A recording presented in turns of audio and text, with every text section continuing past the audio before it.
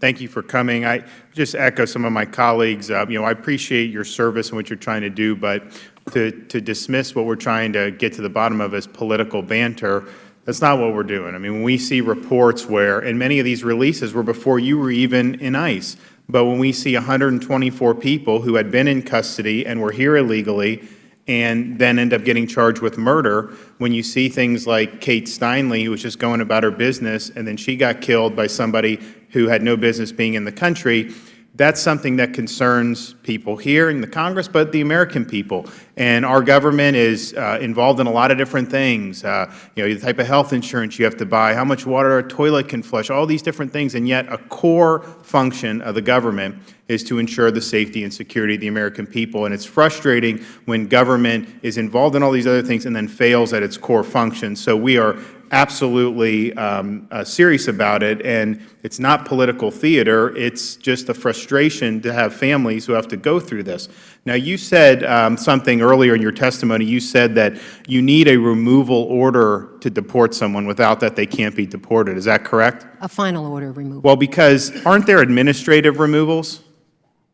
Yes. There are stipulated removals? Yes, absolutely. And then there are expedited removals. Correct? Yes, a person can volunteer to go back. A person who's caught at the border at ports of entry, we can move through that process a little quicker. So there are ways to do it, and I think that part of the frustration is we've gone through the numbers a lot about the numbers that were discretionary versus what ICE would say because of the Supreme Court's precedent in the Zavidas case. But even there, that's a 6-month window.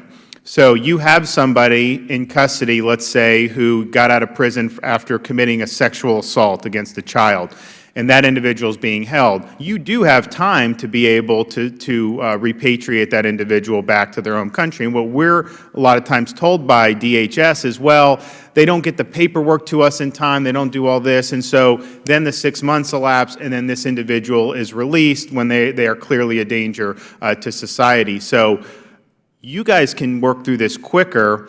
And some of these other countries, and I get that they're not always going to comply immediately, but we have not used any of our leverage against them. We have not done. The State Department has not suspended a single visa for any of these countries at all.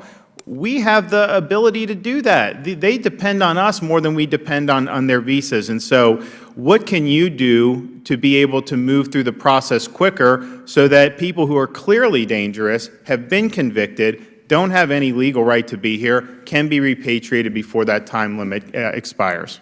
I'm all about procedures and institutionalizing a process to make sure it works.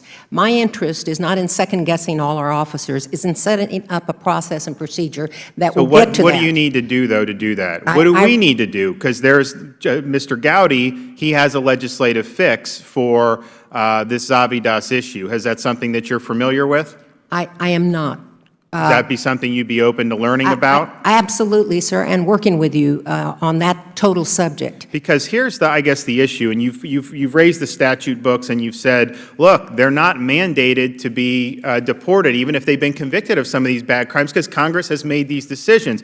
And while some of those crimes, it's true, may not be mandatory, that doesn't mean that the law does not provide you at least authority to detain them. In other words, just because it's not in that book does not mean that they have to be released. It does not follow that that's the case. Now, do you agree with that? That is true. Okay. And then in terms of the immigration courts, you've mentioned those. Just so that the American people understand, the immigration courts, they're not Article III courts, correct? They're not. They're Article II. They're Article II courts, correct? Yes. So they're within the executive branch. Within the Department of Justice. And so if an immigration judge orders somebody's got to be released, and you feel that that's very strongly that that's bad for the safety of our country, you can then go to the higher up in the executive branch and try to change that, correct? Bureau of Immigration Appeals, and then circuit courts after that. Okay, great.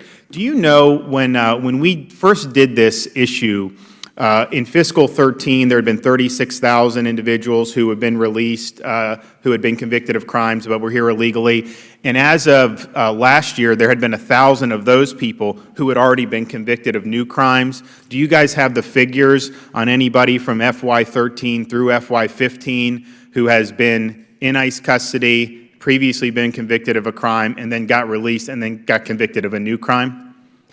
I don't know about 15 precisely. We may have 15, but yes, we do have those numbers generally. Okay, well, if you can provide those for us, I think that would be important. Then also back from 13, because I know that's obviously probably changed since the last time we have it. My time is up, and the chair now recognizes Mr. Heiss for 5 minutes.